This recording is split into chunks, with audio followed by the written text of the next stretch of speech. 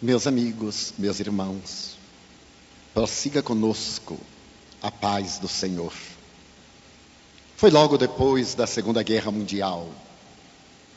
As crateras da terrível hecatombe ainda permaneciam nas nações civilizadas da Europa, principalmente, porém, no âmago dos corações. Naquela oportunidade, eu havia abandonado a profissão de médico. Ela estava tão corrompida, graças à medicina socializada na Inglaterra, que ao invés de curar vidas, eu resolvi escrever sobre vidas. Mais ou menos assim, narra o admirável escritor inglês Cronin, em um dos seus belos livros da década de 50, pelos caminhos da minha vida, de que me utilizarei para o sabor da própria emotividade, narrar uma das suas crônicas. A Itália estava na moda, e como todo aquele que vive o clima desagradável das Ilhas Britânicas, eu resolvi descer a bota italiana para beneficiar-me do clima mediterrâneo. Minha mulher e eu viajávamos, e naquela oportunidade, descíamos das montanhas na direção de Verona, a cidade imaginária onde teriam vivido Romeu e Julieta. O meu chofer, um italiano treinado com as dificuldades do comportamento específico do seu país, era um homem rude, embora gentil. Era um homem direto, que procurava dizer o que pensava sem medir as consequências das suas palavras. Já podíamos ver Verona lá embaixo e descíamos a grande cornija, quando subitamente saíram do bosque duas crianças, com cestas de vime, abarrotadas de morangos. Deram sinal e eu pedi ao chofer para estacionar o carro, para pará-lo. Os dois meninos correram na minha direção e disseram: acabamos de colhê-los. São morangos silvestres. O meu faro de jornalista levou-me de imediato a fazer a psicologia das duas crianças. Uma delas era alta, esguia, algo desproporcional para o seu aspecto juvenil, e usava uma roupa que com toda certeza pertencia a outra pessoa. O outro, que deveria ser mais velho, era menor, tinha os olhos brilhantes, falava com pouco de som nasalado, e era naturalmente o pardal encantador para o diálogo. Compre-os, doutor, porque esses são os melhores morangos de toda a Itália. O meu chofer disse de imediato: mentira, moleque de rua, de estrada, não caia nessa, doutor. E eu disse: mas Pascal, que diferença faz? Comprei os morangos dos meninos, dei-lhe algumas liras a mais e descemos a Verona. Hospedamos-nos no Hotel Central e depois de nos banharmos, descemos para o chá. E eu pude ver na praça aqueles dois pardais da cidade que se agitavam. Por uma dessas curiosidades insopitáveis, aproximei-me da porta e os dois vieram correndo. O menor foi logo dizendo: eu tenho cartões postais e posso arranjar para o senhor cigarros importados no câmbio negro. Eu tenho muita facilidade. E também tenho aqui uns baralhos muito interessantes para cavalheiros solteiros ou solidários. Mas solidários? Perguntei-lhe. Não, solitários, que desejem ser solidários às jovens bonitas, que eu tenho aqui as fotografias. Isso me pareceu algo muito peculiar. De repente eles me olharam e disseram: não quer que engraxe os sapatos? E já o menor se abaixou e tirou um pano, eu não sei de onde, e começou a limpar meu sapato. E eu ainda não me havia dado conta, ele já havia terminado. Estendeu a mão e me disse: 50 liras. Aquilo encantou-me. Mas eu me esqueci. Naquela mesma noite, eu tive a oportunidade de fazer uma viagem a uma cidade próxima, e quando voltei, avançadas horas, eis a minha surpresa. Sob a luz bruxuleante de um lampião a gás, estavam os dois meninos, deitados sobre um monte de jornais. Eu mandei parar o carro. Olhei para eles: jornal de amanhã, doutor. Chegaram à meia-noite. E desejamos que o senhor leia as notícias do que vai acontecer amanhã, fresquinhas, ainda nem aconteceram. Acabam de sair agora da imprensa. Eu lhes disse e perguntei: mas afinal eu poderia saber com quais cavalheiros de Verona eu estou falando? O menor disse: meu nome é Nicola, o dele é Jacopo. Mas eu estou admirado de vê-los, quão diligentes são. E devem ganhar bastante dinheiro. E me chama a atenção porque não estão necessariamente vestidos, decentemente vestidos. O fanhoso redarguiu: isso não é da sua conta, é da nossa conta. Da sua conta é pagar os serviços que nós lhes apresentamos, tanto ao senhor como aos outros clientes. E da nossa conta é naturalmente fazer do dinheiro que nos aprouver. Eu sorri, e embora eu não goste muito de ler as notícias antes que aconteçam, eu comprei o jornal da manhã seguinte. Fui para o hotel e disse... No dia seguinte lá estavam os dois pardais, Nicola e Jacopo. Vendiam refrescos. Naturalmente também vendiam jornais. E tudo quanto a imaginação pudesse desejar, os dois meninos tinham para vender. Eu não sei de onde eles traziam. Mas já era o fim das minhas férias. E naquele sábado à noite, eu havia dispensado o chofer. O carro era alugado, eu o deixaria antes de pegar o trem a Roma. Quando os encontrei, retornávamos, minha mulher e eu, de uma festa. E os dois estavam sobre a pilha de jornais para as notícias que iam acontecer no domingo. Então lhes disse: Nicola e Jacopo, foi muito agradável conhecer dois cavalheiros de Verona. Agora eu gostaria de despedir-me, porque amanhã eu estarei viajando depois do meio-dia. Poderia ser-lhes útil em alguma coisa? O menorzinho saltou, olhou para o irmão e ambos sorriram enigmaticamente. O doutor está sendo gentil, é hipócrita ou está oferecendo de verdade?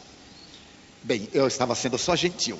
Mas ante a pergunta, eu digo: não, eu terei muito prazer em servi-los.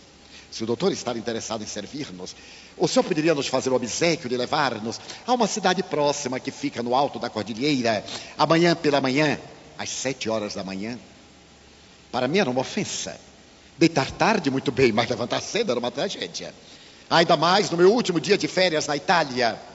Mas não pude voltar atrás. E então eu interroguei: não poderíamos adiar um pouco para as 9? Não, doutor, porque é 1 hora de ida, 1 hora de volta. O nosso compromisso demora 1 hora. E às 11 nós deveremos estar aqui na gare da estação, vendendo o jornal do que vai acontecer à tarde. E como o senhor sabe, amanhã é domingo, os jornais já estão sendo impressos.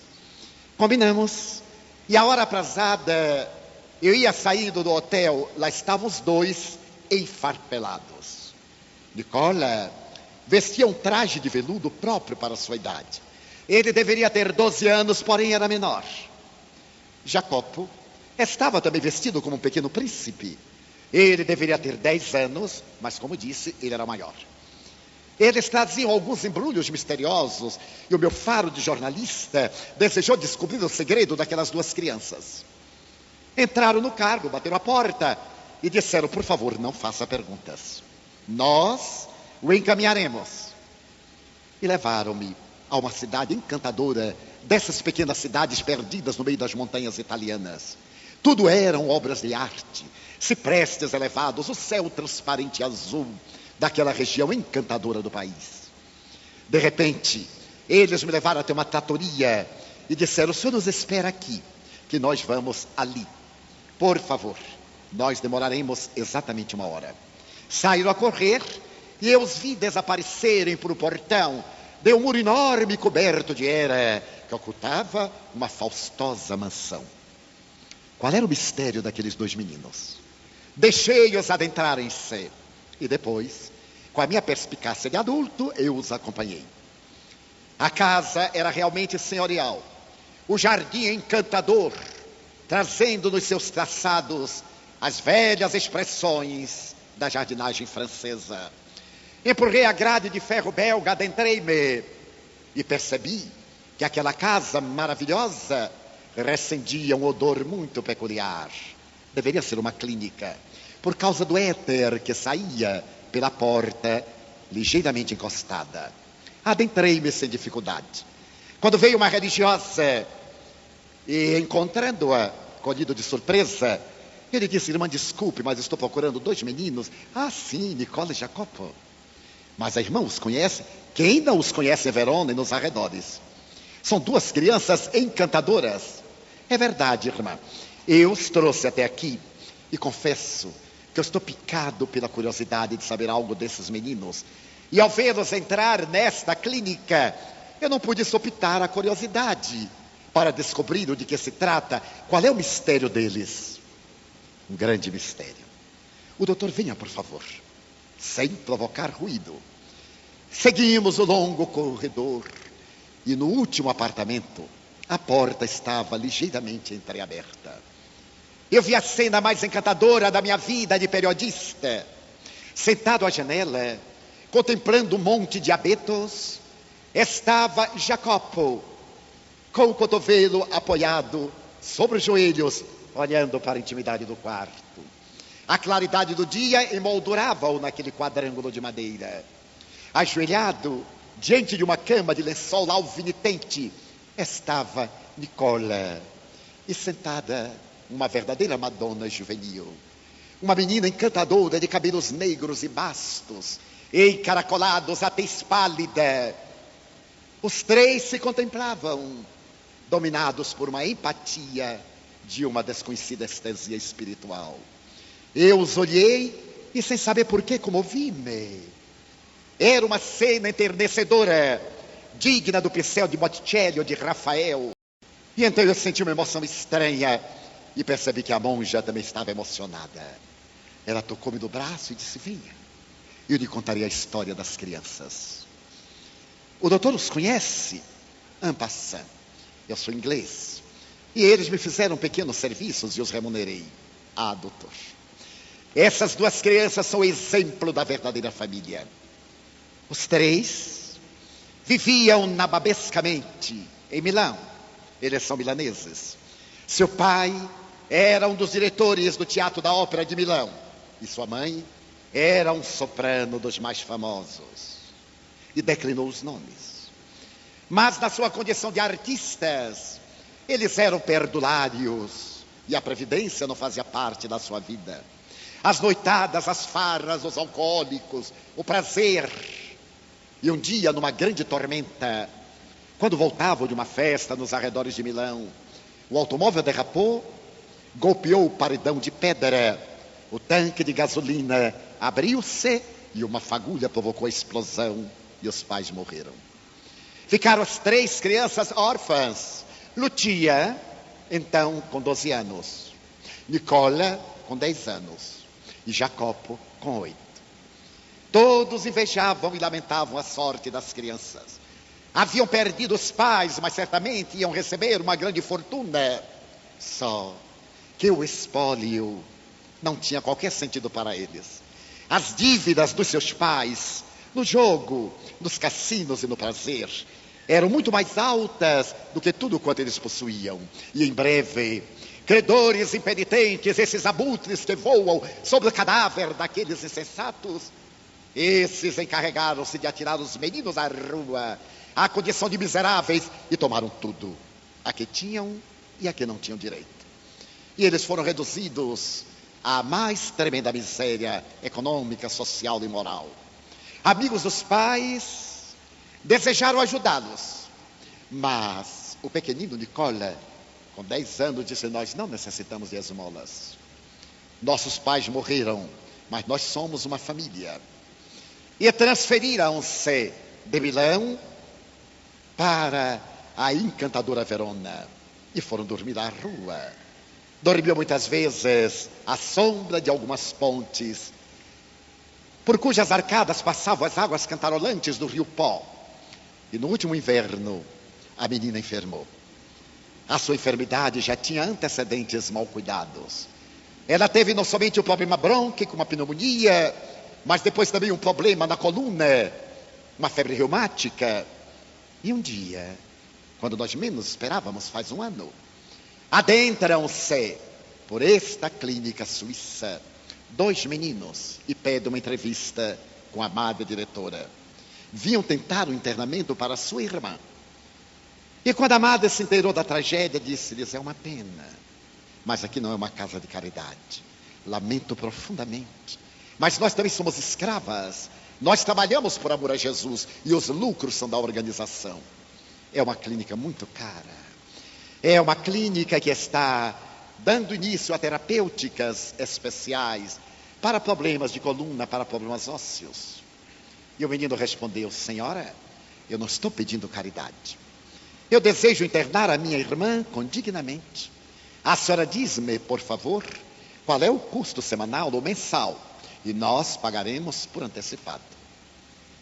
A madre olhou para aquele pequeno herói, procurou dissuadi-lo, mas ele disse: não é a melhor clínica da Itália? Ela disse: sim. Então é o que minha irmã merece, e é o que nós iremos oferecer-lhe, porque nós somos uma família. Os nossos pais, não temos ideia de onde estão, eles morreram, mas nós estamos vivos, e a nossa família vai continuar. Como eu sou mais velho, masculino, eu tenho que cuidar da minha irmã, que é dependente da nossa afetividade. A madre explicou a importância semanal, e no dia seguinte ele veio e pagou por antecipado, trazendo a irmã. E a partir daí, todos os domingos, às 9 horas da manhã, eles adentram-se, passam pela tesouraria, pagam a importância correspondente, trazem miosotes, amores perfeitos, flores do campo. Quando é a época dos morangos silvestres, trazem também cestinhas para a sua irmã. Dialogam rápido e ficam contemplando, como a Madonna deslumbrada com seu menino, ou como o menino recém-nascido nos braços da Madonna. Eu tinha lágrimas nos olhos. Numa época do pós-guerra, com as famílias desestruturadas no mundo, aquelas 3 crianças eram a certeza de que nem tudo estava perdido. Eu saí quase a correr por causa da hora e voltei à tratoria. Pontual como relógio suíço, Nicola me gritou do portão: estamos prontos e não podemos atrasar-nos por causa do trem das 11. Eu me acerquei, eles entraram. Eu não lhes disse nada. Eu não podia ter a covardia de deixar transparecer que havia descoberto o segredo da família mais perfeita que eu jamais tivera a oportunidade de contemplar. Deixei-os no meio da praça. Adentrei-me para os últimos detalhes da bagagem. E quando, a 1 hora, eu agora chamei um táxi para levar-me à estação, com a minha mulher e as nossas malas, eu olhei, lá estavam os 2 meninos vestidos à característica anterior. O paletó mais largo de Jacopo, o paletó mais curto de Nicola, a calça desajustada de um terceiro corpo, a venderem cartolinas, a venderem cigarros, a dizerem onde havia o melhor vinho do mundo. Naturalmente era contrabando, dizia, mas ele era fabricado lá mesmo em Verona. Lá estavam eles. E eu então chamei Pietro, o diretor do hotel, e entreguei-lhe um envelope com 200 libras esterlinas. E coloquei em cima a 2 cavalheiros de Verona. E pedi ao diretor do hotel que somente entregasse quando o carro estivesse dando a volta na praça, lá longe, próxima da igreja. E olhei para trás. Eu vi na porta do hotel central o seu gerente entregando o envelope aos 2 meninos, e a expressão de espanto quando eles quiseram correr. E eu levei comigo a imagem da família ideal, que nem a morte, nem a tragédia, nem a dor, nem as vicissitudes logram desestruturar. Mohandas Karamchand escreveu com propriedade: se o único homem alcançar a mais elevada qualidade de amor, isto será suficiente para neutralizar o ódio de milhões. Gandhi conseguiu um amor tão excelente que libertou 800 milhões de indianos e paquistaneses do tacão do Império Britânico. Madre Teresa de Calcutá atingiu um amor tão excelente, aquele que chega a doer, e libertou milhões de criaturas, e a sua memória continua libertando outros tantos milhões. Francisco Cândido Xavier, com as suas mãos luminíferas, E a sua alma de arcanjo vem libertando milhões de criaturas das grilhetas da ignorância, colocando a luz da doutrina espírita nos sentimentos mais profundos para que o sol da verdade brilhe perenemente. E milhões de pessoas que amam em milhões de lares. A família é a sociedade miniaturizada. Afirmava Platão que a sociedade do amanhã repousa no tálamo conjugal da família que hoje se está construindo. E Allan Kardec, com muita propriedade, fala-nos dos laços da família, mas não apenas dos laços consanguíneos, porque nós não temos a família que merecemos. Nós temos a família de que necessitamos para evoluir, com cujos espíritos nos encontramos vinculados, pelas conquistas ou pelas deficiências, pelos valores nobres do sentimento ou pelas amarras torpes dos vícios e das paixões. Transformar a nossa família problema sob a consoladora luz mirífica do amor é o grande desafio que a atualidade nos exige, porque o grupo familiar é indubitavelmente a célula básica do grupo social. Assim pensando, todo o empenho, toda a abnegação, toda a capacidade de amar e de desculpar que nos esteja ao alcance um pouco mais, oferecermos na estruturação da família, porque quem não ama aos seus, entre aspas, vinculados pela consanguinidade, muita dificuldade terá para suportar os outros, aqueles irmãos da família universal. Desta forma, o amor na sua abrangência é na família que ele adquire maturidade psicológica, é da família que ele adquire ardor, é da família que ele adquire viço, é na família que ele cresce na direção do mundo. Portanto, estamos no lar de que temos necessidade para evoluir. Tornemo-lo o santuário da nossa transformação moral, entronizando o amor, imbatível amor que emana de Deus e que um dia de nós se espraiará para todas as criaturas.